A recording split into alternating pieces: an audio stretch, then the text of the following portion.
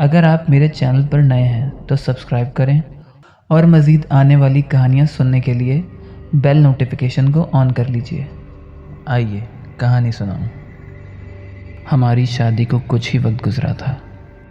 मैंने जिसको पसंद किया मुझे वही मिला, सिद्रा, मेरी बीवी। यूनिवर्सिटी में साथ पढ़ते थे और वहाँ दोस्ती हुई, फिर प्यार और अब शादी हो गई हमारी। मेरा नाम अहमद है।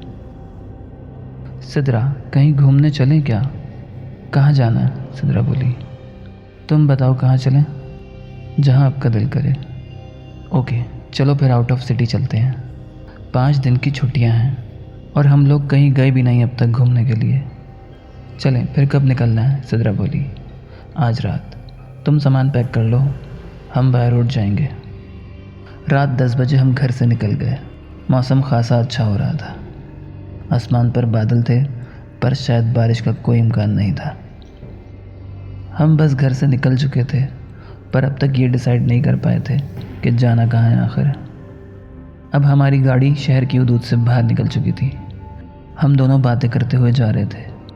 हाईवे पर ट्रैफिक मामूल से ज़्यादा था तो कार की स्पीड ज़्यादा नहीं थी। सिद्रा ने मुझसे पूछा, आपने सोचा कुछ कि कहाँ जाना है? मैंने बोला, तुम सोचो ना, मैं ड्राइव कर रहा हूँ। और दोनों हंसने लगे। चिल रहो, कहीं तो पहुँच ही जाएंगे ना हम। बस वहाँ कोई होटल देखकर आराम कर लेंगे और अगर होटल ना मिला तो फिर गाड़ी साइड पर लगाकर उसी में सो जाएंगे। नहीं नहीं, मुझे डर लगता है बहुत, सिद्रा बोली। अरे मजाक कर रहा हूँ। खैर, मेरे जहन में प्लान तो था कि हमको कहाँ जाना है। सिद्रा को माउंटेन्स बहुत पसंद है। बस मैं उसी तरफ जा रहा था। गाड़ी में हल्की आवाज़ से म्यूज़िक चल रहा था और सिद्रा बाहर की जानिब देख रही थी। मौसम अचानक से बदल चुका था। आसमान पर बिजली चमकने से जो रोशनी हुई उससे पता चला कि आसमान पर काफ़ी गहरे बादल हैं जो कभी भी बरस सकते हैं। और वही हुआ, हल्की बारिश शुरू हो गई। सिद्रा बोली, आप किसी पेट्रोल पंप पर गाड़ी रोक दें। नहीं, डरो नहीं, कुछ नहीं होगा, मैं स्लो चला रहा हूँ। पर बारिश कोई ज़्यादा तेज़ भी नहीं है जो मुझे कुछ नज़र ना आए। बस मेरा ये बोलना था और अगले ही पल बारिश में शिद्दत आ गई कि सच में सामने रोड पर कुछ भी देखना मुमकिन नहीं था। मैंने गाड़ी की स्पीड और स्लो कर दी और देख रहा था कि बाहर कोई पेट्रोल पंप नज़र आ जाए, पर हर तरफ अंधेरा और झाड़ियाँ थीं। दूर दूर तक कोई रोशनी नज़र नहीं आ रही थी। अब शायद उस रोड पर एक हमारी ही गाड़ी थी। बाकी ट्रैफिक काफ़ी आगे निकल चुका था। बारिश काफ़ी तेज़ हो रही थी। सिद्रा का मुंह बता रहा था कि वो कितनी खौफज़दा है। मैं उसको समझा रहा था पर वो वक्त और माहौल ही ऐसा था कि मुझे भी डर महसूस हो रहा था। मैंने गाड़ी साइड पर रोक दी थी पर इंजन ऑफ नहीं किया था क्योंकि फिर पता नहीं बाद में स्टार्ट होती या ना होती। सिद्रा गाड़ी में बहुत डरी सहमे में बैठी थी। सिद्रा बोली, अगर हम यहाँ फंस गए तो कौन हमारी मदद के लिए आएगा? यहाँ तो दूर दूर तक कोई आबादी का नामो निशान नहीं है। तुम क्यों डर रही हो यार? मैं हूँ ना तुम्हारे साथ, ऐसा कुछ नहीं होगा, फिक्र नहीं करो। मैं सिद्रा को मुसलसल समझा रहा था। बारिश हल्की हो चुकी थी और अब रोड साफ नज़र आ रहा था। हम काफ़ी देर तक वहाँ रुके रहे पर उस रोड से कोई गाड़ी नहीं गुजरी। मैंने गाड़ी चलाना स्टार्ट कर दी। सिद्रा को भी अब काफ़ी सुकून था कि बारिश अब ऑलमोस्ट रुक चुकी थी। रोड पर जगह जगह पानी खड़ा हुआ था तो गाड़ी की स्पीड कमी थी। मैं और सिद्रा बातें कर रहे थे कि गाड़ी की हेडलाइट्स की रोशनी में मुझे दूर रोड पर कुछ चलता हुआ महसूस हुआ जो कि काफ़ी तेज़ था। जैसे ही हम उसके नज़दीक पहुँचे तो वो पानी का रेला था जो रोड से बहुत तेज़ी से गुजर रहा था, जिसकी वजह से रोड भी ख़राब हो चुका था। लो, अब क्या करें? अब आगे कैसे जाएं? सिद्रा बोली। बहुत मुश्किल है। ये इतना तेज़ पानी है कि गाड़ी को अपने साथ बहा कर ले जाएगा। पीछे मैंने एक रोड देखा था, वहाँ से चलते हैं, शायद वो रोड सही हो। मैंने गाड़ी रिवर्स करी और अब हम हाईवे से उतरकर एक सिंगल रोड पर आ गए थे जहाँ दोनों तरफ जंगल और खासा अंधेरा था। गाड़ी जाकर एक दरख्त से टकराई। मेरी आँख खुली तो मुझे आहिस्ता आहिस्ता सब याद आया। मैंने फ़ौरन बराबर में सिद्रा को देखा। शुक्र है उसकी सीट बेल्ट लगी हुई थी, पर वो बेहोश थी। मैंने उसको अच्छी तरह चेक करा, वो बिल्कुल ठीक थी। मैंने सिद्रा के मुंह पर पानी डाला तो वो होश में आ गई और यहाँ वहाँ देखने लगी। फिर थोड़ी देर में रोने लगी। मैंने उससे पूछा, तुम ठीक हो ना, कहीं लगी तो नहीं तुम्हारे? पर वो मुसलसल रो रही थी। फिर वो बोली, वो शख्स और उसकी बच्ची। मुझे एकदम से याद आया। मैंने सिद्रा को कहा, तुम रुको यहाँ, मैं देख कर आता हूँ। मैंने अपने मोबाइल की टॉर्च ऑन करी और गाड़ी से उतरकर पीछे की तरफ गया और रोड पर अच्छी तरह देखा, पर रोड पर तो कोई भी नहीं था। मैंने रोड के दोनों साइड पर भी देखा, पर वहाँ भी कोई नहीं था। मैंने झाड़ियों में भी देखा, पर मुझे कोई नहीं मिला। अलबत्ता रोड पर गाड़ी के टायर्स के निशान मौजूद थे। जिस जगह गाड़ी ने उन दोनों को टक्कर मारी थी, वहाँ से लेकर थोड़ा आगे तक जहाँ अब गाड़ी मौजूद थी, टायर के निशानात वहीं तक थे। पर जिनको गाड़ी ने हिट किया था वो दोनों दूर दूर तक नहीं थे, और ना ही रोड पर कोई ऐसी चीज़ थी जिससे लगता कि कोई एक्सीडेंट हुआ है। मैं परेशानी के आलम में गाड़ी की तरफ वापस आया तो सिद्रा अभी भी रो रही थी। मुझे देखकर फ़ौरन बोली, क्या हुआ उन दोनों को? मैंने उसको बताया कि पीछे तो दूर दूर तक कोई भी नहीं है। मैंने अच्छी तरह देखा है, मुझे कोई भी नज़र नहीं आया। ऐसा कैसे हो सकता है? हमारे सामने गाड़ी ने उन दोनों को हिट किया था। हाँ सिद्रा, मैं भी यही सोच रहा था। तुम रोना बंद करो पहले, और ये बताओ कि तुमको तो कहीं नहीं लगी ना? नहीं, मैं ठीक हूँ। आप सच बताएं कि पीछे कोई नहीं है। अरे तुम्हारी कसम, तुम आकर खुद देख लो। मैंने डोर ओपन करा और सिद्रा को बाहर बुलाया। सिद्रा ने जब अपनी तसल्ली कर ली तो उसको सुकून हुआ। आपके सर से तो खून निकल रहा है, सिद्रा ने परेशानी में बोला। मुझे पता ही नहीं चला। मैंने खून साफ करा। हम दोनों ही परेशान थे कि आखिर हुआ क्या है। वो दोनों आखिर कौन थे और कहाँ चले गए? उस जंगल में सिर्फ हम दोनों थे और अब गाड़ी चलने के काबिल भी नहीं थी। मुझे इस बात की परेशानी थी कि अब हम यहाँ से निकलेंगे कैसे। रात का 1 बज रहा था और जहाँ हम फंसे हुए थे वहाँ गज़ब का अंधेरा था और वीराना। सिर्फ हमारी गाड़ी की हेडलाइट्स ऑन थी।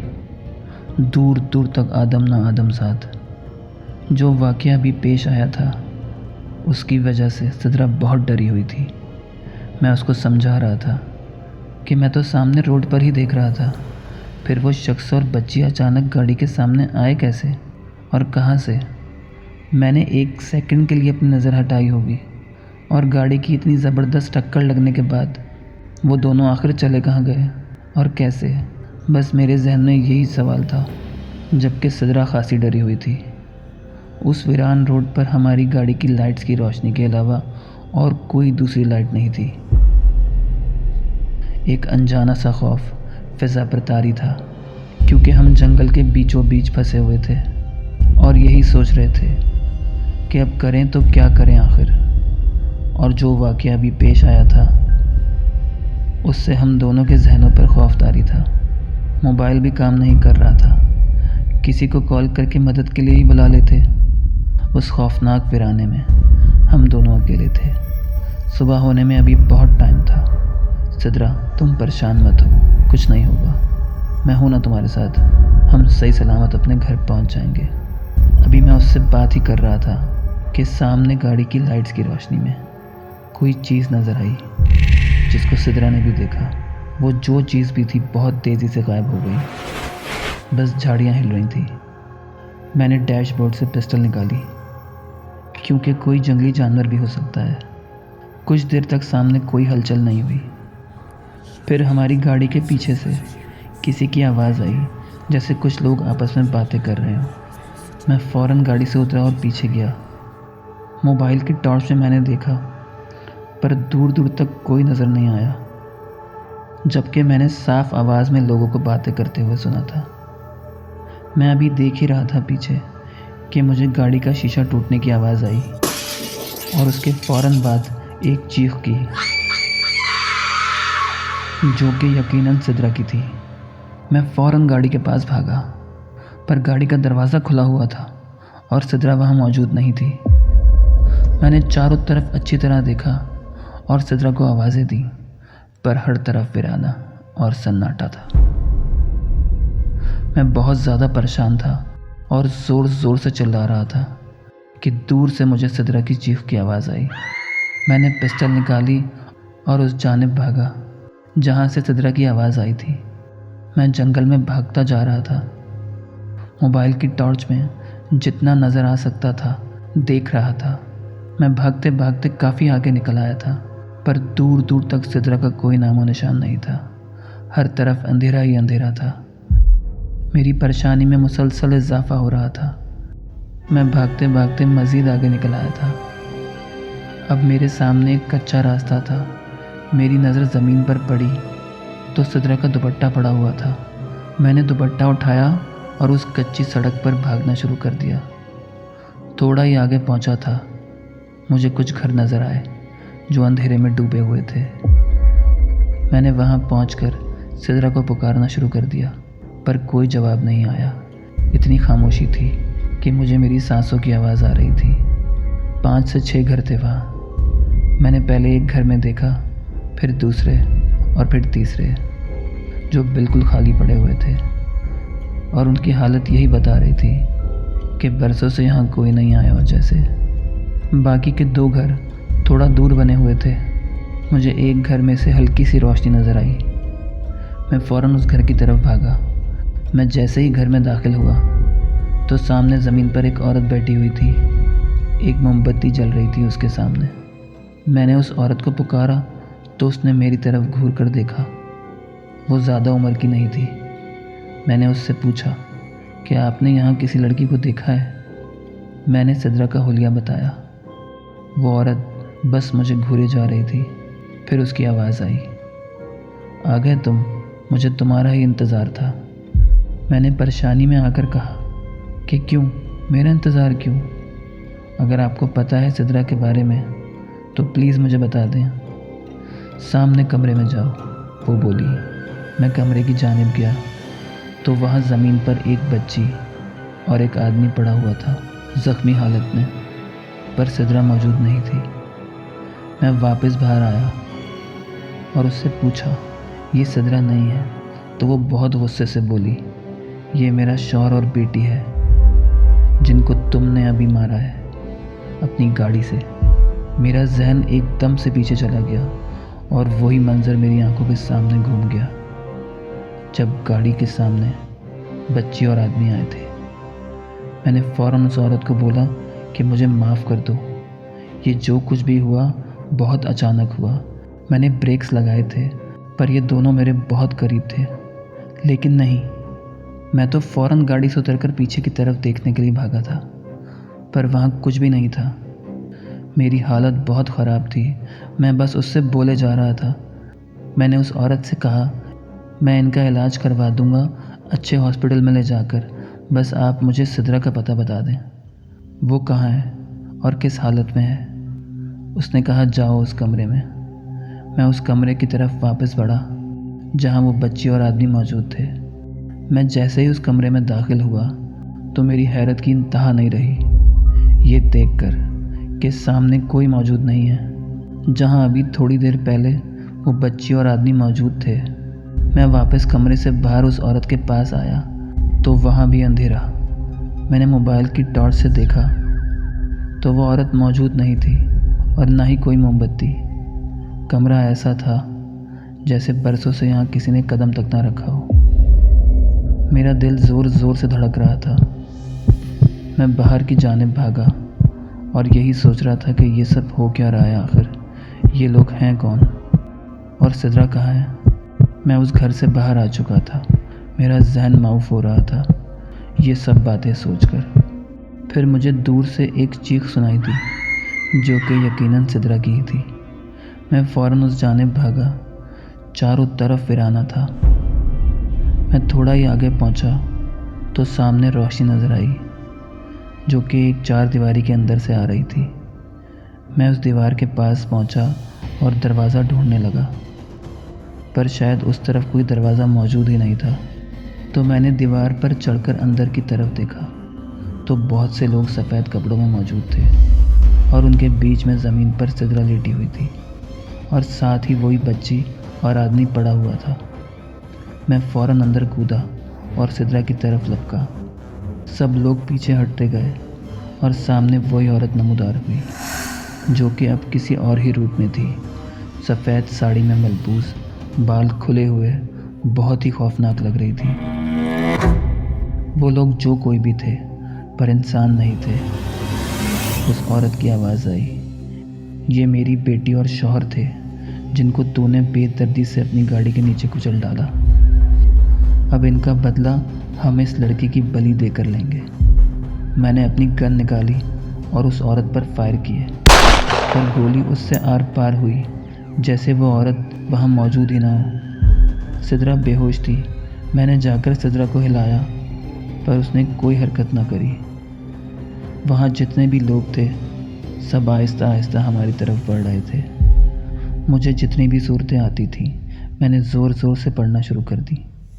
मैं जैसे जैसे कलाम पाक पढ़ता जा रहा था, वैसे वैसे चारों तरफ से चीखों पुकार की आवाज़ें आ रही थी और सब लोग पीछे हटते जा रहे थे। मैंने सूरतें पढ़ना बंद नहीं करी और आवाज़ें बुलंद पढ़ता रहा। मेरे सामने सारी बदरूहें गायब हो रही थी और हर जगह से आग निकल रही थी, यहाँ तक कि अब वहाँ हम दोनों अकेले रह गए थे और बस सामने आग जल रही थी। मैंने चारों तरफ देखा और इत्मीनान करा कि अब वहाँ कोई मौजूद नहीं है, और सिद्रा को उठाकर अपनी गोद में लिटा लिया। वो अभी तक बेहोश थी और मैं बहुत ज़्यादा डरा हुआ था कि अगर ये सब वापस आ गए तो मैं क्या कर सकता हूँ इनका। आसमान पर रोशनी फैलती जा रही थी। सुबह हो चुकी थी। मैंने शुक्र अदा करा। सिद्रा ने अपनी आंखें खोली और मुझे देखा। मुझे सुकून हुआ ये देख कर कि वो ठीक है। सिद्रा बोली, हम यहाँ क्या कर रहे हैं? मैंने उसको बताया कि हमारा एक्सीडेंट हुआ था, तो उसको सब कुछ याद आ गया। हम दोनों वहाँ से निकले। रोशनी काफ़ी हो चुकी थी। हम उसी रोड पर वापस पहुँचे जहाँ हमारी गाड़ी खड़ी हुई थी। मैंने सिद्रा को गाड़ी में बिठाया और उसको पानी पिलाया। गाड़ी स्टार्ट करने की कोशिश करी तो गाड़ी स्टार्ट हो गई, पर उसके अगले दोनों टायर फट चुके थे। मैंने गाड़ी को इसी हालत में चलाना शुरू किया और हल्के हल्के चलाता हुआ मेन रोड तक पहुंच गया, जहां एक होटल और पेट्रोल पंप मौजूद था। हम दोनों होटल में आकर बैठ गए। गाड़ी मैकेनिक को देखकर भूख से बुरा हाल था। सिद्रा ने मुझसे पूछा कि हम दोनों तो गाड़ी में थे, फिर वहाँ उस खाली वीराने में इतनी दूर कैसे पहुँच गए? मैंने उसको सब कुछ बता दिया, जो हुआ था। ये सब सुनकर वो सत्ते की हालत में आ गई। मैंने उसको बहुत समझाया तो वो थोड़ा संभली, पर वो काफ़ी खौफज़दा थी और उसके साथ साथ मैं भी। कुछ ही घंटों में गाड़ी ठीक हो गई। फिर हम वहाँ से निकल गए और अपने घर खैर खैरियत से पहुँच गए। पर आज भी ये किस्सा हमारे जहनों में नक्श है और उस वीराने की सच्चाई सिर्फ मैं ही जानता हूँ। अगर आप लोग मेरे चैनल पर नए हैं तो प्लीज़ सब्सक्राइब करें। मज़ीद आने वाली कहानियों के लिए बेल आइकन प्रेस करें।